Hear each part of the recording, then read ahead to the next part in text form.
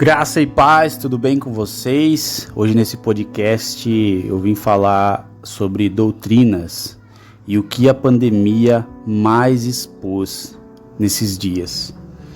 A pandemia fez o bem à igreja verdadeira? É uma pergunta, tá? Algumas teologias e doutrinas estão sendo expostas? Como assim estão sendo expostas? Estão sendo expostas porque elas não estão trazendo as respostas para os seus fiéis. As respostas que elas perguntavam, as respostas que elas se comprometiam a dar aos seus fiéis.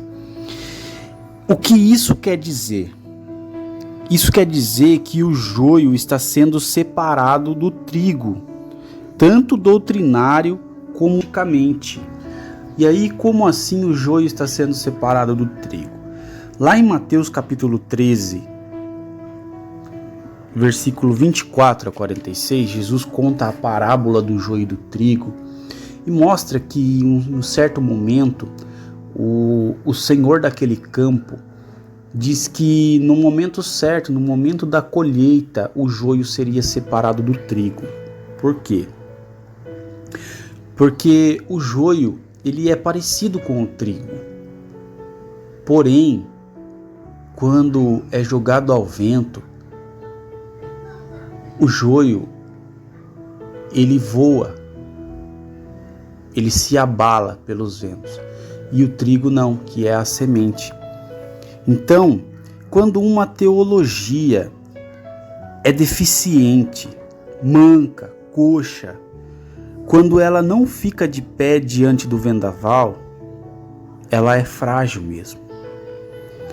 Então, quando chega numa situação dessas, as falsas teologias elas são desmascaradas e ficam vulneráveis e revelam a sua fragilidade.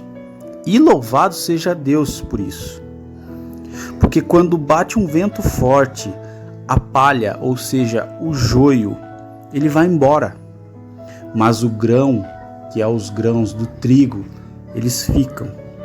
Então, por isso, Jesus diz na sua imensa sabedoria que quando isso acontece, o joio ele vai embora e fica o trigo. Então, o que permanece é a verdade, a palavra, é a sã doutrina apostólica. A doutrina que está relatada nas Sagradas Escrituras e que tem sido anunciada pelos santos homens de Deus pelo longo da história da igreja. Então aquilo que foi feito a pré-exaltar o homem, colocá-lo num pedestal, riqueza, teologia da prosperidade, sucesso, milagres a crediário, milagre a granel, muita propaganda de coisa que na verdade nunca aconteceu de fato. Tudo isso acaba entrando em colapso. Isso é Deus zelando pela sua própria glória e pela verdade da palavra. Ainda sobre esse assunto, o que falar sobre algumas doutrinas que você acaba vendo em placas de alguns lugares escrito pare de sofrer, aqui você não vai ter sofrimento, aqui Jesus não sei o que, Jesus não sei para lá. Isso não existe, porque Jesus não prometeu isso quando ele estava aqui. Se você for procurar no Novo Testamento, na Bíblia, Jesus não promete em momento nenhum que você vai ser rico, que você vai ter prosperidade financeira. E é isso que algumas denominações prometem e que não é verdade. Muitas pessoas também foram ensinadas que sofrer, ser roubados, perder o emprego, significa que talvez você tenha pouca fé, ou está em pecado, ou então Satanás está agindo na sua vida. E quando isso que acabei de citar acontece, ela vai chegar na sua congregação e vai ficar pensando que aquilo aconteceu porque ela tem pouca fé, ou que o diabo está agindo nela, ou que ela está em pecado. E como explicar aos irmãos que crente sofre? Que Deus preveu isso e que passar tribulação e sofrimento, que não há nada de errado nisso, porque Deus diz que iríamos passar por isso, principalmente por defender o nome de Cristo.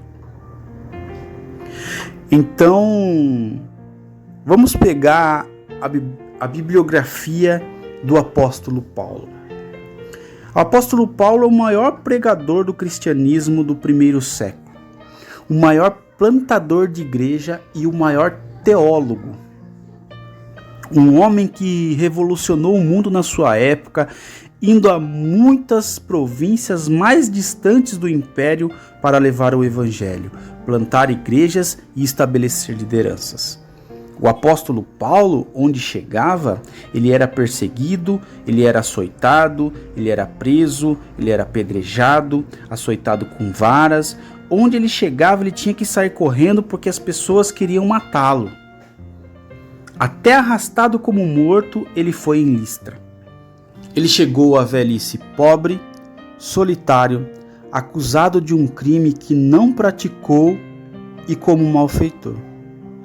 E recebeu a sentença de morte. Se você examinar Paulo pela perspectiva do triunfalismo, Paulo foi um fracasso. Ele foi um fracasso. Mas ele disse: eu sei em quem tenho crido. E disse também: combati o bom combate, eu completei a carreira e guardei a fé, e agora a coroa da justiça me está guardada. Então esse homem não encerra como um derrotado a sua carreira. Ele encerra a carreira como um grande vitorioso. Por isso que Paulo diz em Romanos 8,18: estou absolutamente convencido de que os nossos sofrimentos no presente não podem ser comparados com a glória que em nós será revelada. Então, meus amigos, é muito bom a gente conhecer a palavra. É muito bom a gente ficar desperto. Desperta tu que dormes.